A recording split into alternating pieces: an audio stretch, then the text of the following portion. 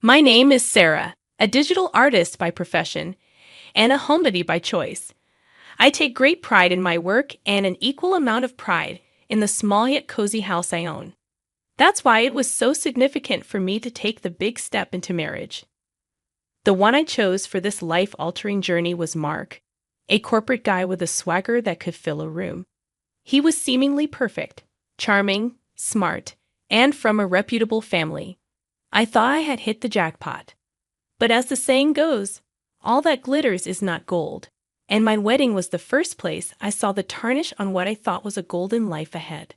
From the get-go, planning the wedding felt like a struggle for control between me and my soon-to-be mother-in-law, Alice. She was a traditionally minded woman with a propensity for passive-aggressive remarks. She insisted on a lavish, old-fashioned wedding, drowning me in a sea of flower arrangements, table settings, and uncomfortable family traditions. On the day of the wedding, my anxiety was through the roof.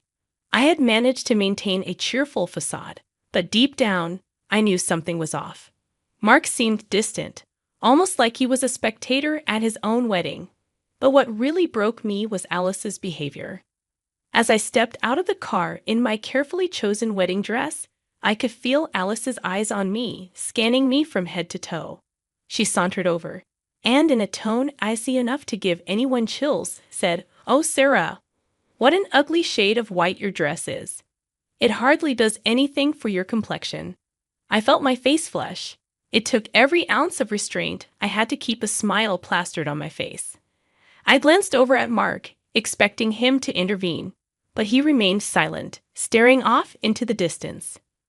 "Mom, let's just get through the day," he finally said in a tone so dismissive it felt like a slap in the face. Inside, the tension only escalated.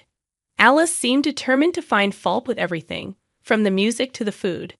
At one point, she took it upon herself to lecture my little sister on her table manners, a 12-year-old who was already nervous about the big day. "Alice, she's just a child," I intervened, trying to keep my voice steady. "Discipline starts young," she retorted, eyeing me as if I were the one in need of discipline. During the toast, Alice barely masked her disdain. She stood up, glass in hand, and said, "To Sarah and Mark, may you have a life filled with as much joy as this wonderful day." Her eyes met mine, and I knew wonderful was the furthest thing from her mind. Again, I looked to Mark for support. He raised his glass, but said nothing, his eyes avoiding mine, as if the love we professed was a lie we both chose to live. That's when it hit me. I was on my own in this marriage, wedged between a man who refused to stand up for me and a mother-in-law hell-bent on making my life miserable. The day that was supposed to mark the beginning of our happily ever after felt more like the prologue to a grim tale. As we drove off to our honeymoon, me clinging to my bouquet like a shield against the battles to come, I realized that this wedding was an omen, a prelude to the struggle that lay ahead. Mark was physically beside me, but in every way that mattered, I was horribly, dreadfully alone. That's how our marriage started, with the sinister undertones of a wedding that wasn't really a wedding but a theater of pretense. Little did I know that this was just the beginning and worse was yet to come. After the wedding and a strangely muted honeymoon, Mark and I moved into my house. I was thrilled at first.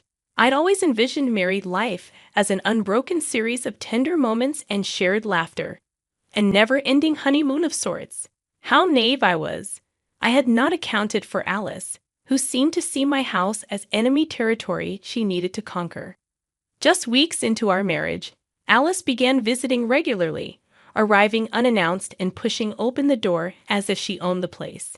Each visit was like a whirlwind of criticism and passive-aggressive comments that turned my peaceful abode into a combat zone. On one such occasion, I had just prepared dinner, carefully following a recipe I'd found online. I was excited to share it with Mark, but when Alice just breezed in, she took one look at the meal and scrunched up her nose in disapproval. "Sarah, when will you learn to cook like a real wife?" she said, poking at the lasagna as if it were a science experiment gone wrong. I clenched my jaw, forcing a smile. "Well, it's a new recipe. I thought Mark might like a change," I said, Alice smirked. Mark has been eating my cooking for years. He won't know what good food is if you keep serving him this slop. At that moment, I expected Mark to stand up for me, to tell his mother that he appreciated my efforts. Instead, he swallowed a bite of lasagna and almost mechanically nodded along with Alice. Mom's got a point, Sarah. The lasagna is a bit dry, he said. I felt my stomach sink. Mark's betrayal was 1,000 times more piercing than Alice's critique. One evening, Alice took it a step further. I had redecorated the living room, putting up new curtains and arranging the furniture in a way that maximized space and comfort. I was rather pleased with the result, but Alice, she had other thoughts. Who chose these curtains? They clash horribly with the furniture, she declared, eyeing the fabric as if it were contaminated. I chose them, actually. I thought they added a bit of color, I responded, my voice shaking more than I would have liked. Color? Is that what you call it? I call it a mess, Alice retorted, chuckling as if she'd said something profoundly witty. Mark, who had been flicking through a magazine, looked up briefly and said, Mom might be onto something, Sarah. Maybe you could use her help in choosing the next set. Of course she could, Alice chimed in, wearing a self-satisfied grin. After all, I have years of experience making a house a home. Her words, delivered in that grating tone of hers, felt like a slap in the face. This was my home, a place I had built long before Mark or Alice stepped into it. Yet it was being colonized one criticism at a time, and the person who was supposed to be my partner in this life journey was aiding and abetting the invasion. It was then that I realized if the man who vowed to stand by me was not just permitting this emotional sabotage. But even then, in that moment of agonizing clarity, I couldn't fathom the depth of my isolation, the extent to which these two people would go to shatter the sanctuary I had built. And so, amidst the battleground that my home was becoming, I kept waiting for things to improve, for Mark to finally take my side, for Alice to get tired of her own bitterness. In hindsight, I should have known better, for the next blow was about to land. A blow that would irrevocably shatter the shaky ground on which my marriage stood. The notion that things couldn't possibly get worse was a naivety I could no longer afford. And just when I thought I had acclimated to my new normal, the unthinkable happened. One evening, Alice showed up at our doorstep, not just with her usual bag of condescension, but with suitcases, boxes, and what seemed like half her house in tow. I've decided to move in, she announced, pushing her way past me into the living room. Excuse me, move in with us. I stammered, my eyes darting toward Mark, who seemed astonishingly unperturbed by this development. Well, yes, I'm getting older, and I'd like to spend more time with my son, Alice said, beginning to unpack her things as if the decision was already final. I looked at Mark, my eyes practically screaming for him to do something. Mark, can I talk to you for a moment? I pulled him aside, my hands trembling with a mix of anger and disbelief. Mark, this can't happen. She can't just move in. Our marriage is already strained, and her being here will make it impossible to mend anything, I whispered urgently. Mark sighed. Look, she's my mom, Sarah. She needs to be closer to her family now. We have to adjust. Adjust? I've been adjusting since day one, Mark. When will you adjust for me? When will you stand up for us? For our home, our marriage? The words poured out of me like a dam breaking. Mark looked away, avoiding my gaze. She's already here, Sarah. It would be rude to ask her to leave now. So there it was. Alice moved in, and with her came a nightmare I had not dared to imagine. Every day was a new battle. She criticized the way I arranged the furniture, how I did the laundry, even how I breathed. And each time Mark stood silently by, his apathy condoning her abusive behavior. But it wasn't just the daily nitpicking and criticisms that wore me down. It was the evident joy she took in making me miserable. One day, while cleaning the house, I discovered a bag of prescription medications hidden away in the kitchen cupboard. Pills for anxiety, depression, sleep disorders, the works. When I confronted her about it, she exploded. Who do you think you are snooping around my things? You are nothing, a guest in my son's life. and you have no business in my private affairs," she shrieked. "A guest in my own house?" The audacity was astonishing. But what was even more astonishing was that Mark, who had overheard the entire conversation, chose that moment to speak up, not in my defense, but in hers. "Sarah, if my mom says they're private, then they're private. Stay out of it," he admonished, once again picking the wrong side of a very clear moral divide. It was a betrayal too great to comprehend fully, and I found myself unable to react. That's when it dawned on me. Alice wasn't just a hostile mother-in-law. She was a predator, systematically breaking down my defenses and claiming my life as her territory. And Mark, he wasn't aloof or indifferent. He was complicit, actively or passively aiding her in the destruction of our marriage. In that moment, as I looked at Alice's triumphant smirk and Mark's avoiding eyes, I made a decision. I wouldn't just be a spectator in this tragedy. I would take control of my life, even if it meant breaking away from the people who were supposed to be my family. But as it turned out, fate had another curveball to throw my way, one that would finally compel me to act, to bring an end to this farce that my life had become. In the weeks following Alice's uninvited occupation of my home, my life devolved into a living nightmare. The constant surveillance, the petty criticisms, and the ever-looming shadow of my mother-in-law made each day an exercise in emotional survival. Her reign of terror expanded from mere commentary on my cooking and decorating to include personal jabs about my looks, my intelligence, and even my worthiness as a spouse. One evening, as we all sat in the living room, Alice began picking at another one of my failures. This time, it was my career, or according to her, my lack of one. "You know, a good wife would contribute more than just bad cooking to her family. A job wouldn't hurt, you know. Not that you'd be qualified for anything worthwhile," she sneered.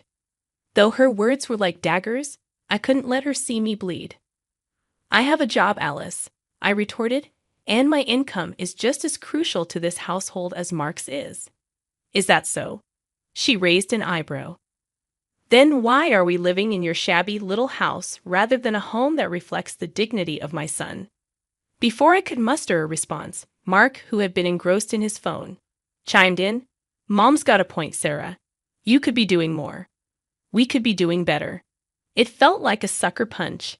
Each syllable was a betrayal, each word a new crack in the already fragile foundation of our marriage.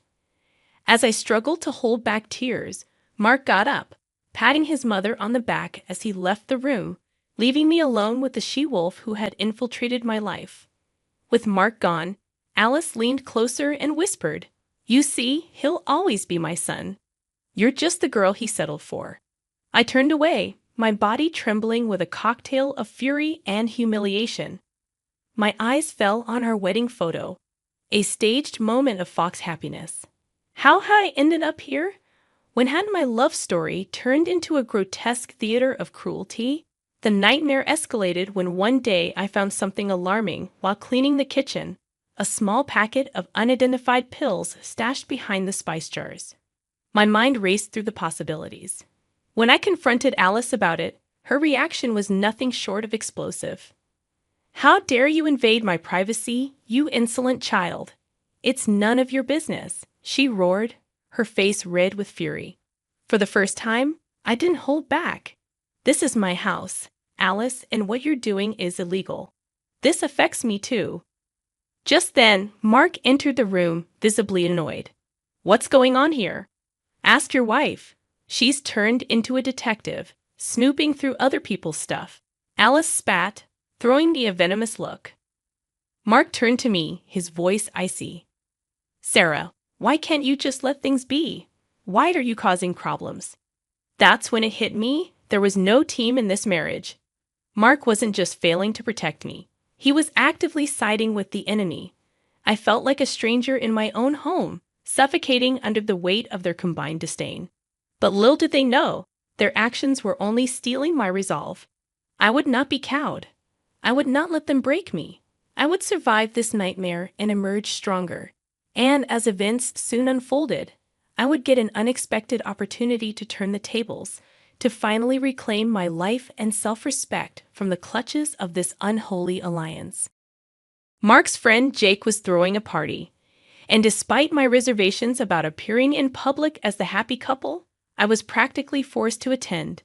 Maybe part of me also wanted a brief respite, a night off from the persistent nightmare that my home had become. "Come on, Sarah, it'll be good for us. We need a break," Mark insisted, his words more an instruction than a request. We arrived at Jake's lavish house, and for the first half-hour or so, everything seemed normal. People laughed, glasses clinked, and music filled the air. But as the night wore on, I realized Mark was increasingly distant. He mingled, but more with others than with me, and when I did catch his eye, he seemed almost irritated by my presence. Then Mark vanished. One moment he was there, and the next he was gone. After searching unsuccessfully among the guests, I started to check the less populated areas of the house. That's when I heard it. A soft giggle followed by a voice unmistakably Mark's. My heart sank even before I reached the door from which the sounds emanated. Taking a deep breath to brace myself for whatever lay beyond, I'd opened the door. There he was, Mark, entangled with another woman, neither of them noticing my entrance. For what felt like an eternity. When they finally did, the look on his face wasn't one of guilt or regret. It was annoyance. "Sarah, what the hell? Haven't you heard of knocking?" Mark snapped, as if I was the one in the wrong. "Knocking? Are you serious? What are you doing, Mark?" My voice trembled, not with sadness, but with fiery rage. "Just catching up with an old friend," he replied, a smirk replacing his initial annoyance. The room spun around me. Catching up? Is that what we're calling it now? I couldn't contain my contempt. His face turned red, a mixture of embarrassment and fury. "You're making a scene. Let's talk about this at home," he said. But I was done talking. I was done with the humiliation, the abuse, and the blatant disrespect. I stormed out, my entire body shaking. Mark didn't follow me. He didn't even call out as I left. I went home alone, my mind racing but surprisingly clear. A line had been crossed, a boundary irrevocably broken. The next morning, Mark sauntered into the house as if nothing had happened. It was then that Alice, ever the opportunist, decided to intervene. "I heard about last night," she began, her voice dripping with fox concern. "You should know better than to embarrass yourself and my son like that." That was the last straw. "Embarrass me? You have the audacity to talk to me about embarrassment after everything you and your son have done." My voice rose, each word fueled by months of pent-up anger and frustration. Alice reached for her phone. "If you don't calm down, I'll call the police." "Go ahead," I said, locking eyes with her as I dialed my own number into the phone. "They might be interested in the package in the kitchen cupboard." Mark looked puzzled, then alarmed. But before he could say anything, the doorbell rang. As I opened the door to the police officers, I felt a strange calm wash over me. It was as if all the chaos, all the pain, had crystallized into this singular moment of clarity. It was time for my nightmare to end and for theirs to begin. The police officers were puzzled but professional. "We received a call about a domestic disturbance," one of them inquired. "Yes, and while you're here, I think you should check our kitchen cupboard. I found something that you might find interesting," I responded, meeting Alice's eyes as I spoke. Her face went ashen, and for the first time, I saw the flicker of fear replace her habitual sneer. "What is she talking about, Mom?" Mark looked from me to his mother, his confusion giving way to panic. "Mind showing us what you're referring to, ma'am?" The officer's gaze was stern but curious as I led them to the kitchen and pointed to the cupboard. Mark's voice wavered in a desperate tone. "Mom, what did you do?" The officers found the packet of pills and immediately turned to Alice. "Ma'am, you'll need to come with us." "But those aren't mine," Alice stammered, her voice quivering with disbelief. "That can be sorted out later. For now, you are under arrest," the officer replied, cuffing her as she shot me a look of raw, impotent rage. After the police had taken Alice away, I turned to Mark, who seemed on the verge of a breakdown. Is this what you wanted, Sarah? To destroy this family? Destroy this family? I echoed incredulously. Mark, you and your mother destroyed this family long before today. You cheated on me, belittled me, allowed your mother to abuse me in my own home. The destruction was your doing, not mine. He looked at me, his eyes narrowing. So what now? Divorce? Is that what you want? For the first time, Mark, it's not about what you or your mother want. It's about what I deserve. And yes, I deserve better than this farce of a marriage. Within weeks, the divorce proceedings were underway. I couldn't say it was a pleasant experience, but it was necessary. The trial that followed was the reckoning for both Mark and Alice. My soon-to-be ex-husband was exposed for the spineless enabler he was, while his mother received a 5-year prison sentence for possession of illegal substances. As I sat in the courtroom, watching Alice being led away, a wave of mixed emotions washed over me. Victory, certainly, but also a profound sadness for what could have, should have been a loving family. Mark caught my eye and looked away, unable to hold my gaze. The man I had married was a stranger, one I was finally free from. I walked out of the courtroom, my heels clicking on the marble floor like the ticking of a clock. Each step took me further away from the nightmare my life had become. As I stepped into the sunlight, I realized that this was not just an ending but also a new beginning. The years that followed were about rediscovery and healing, and though the scars remained, they served as a constant reminder of my own strength, resilience, and self-worth. The nightmare was over, but the lessons it taught me would last a lifetime.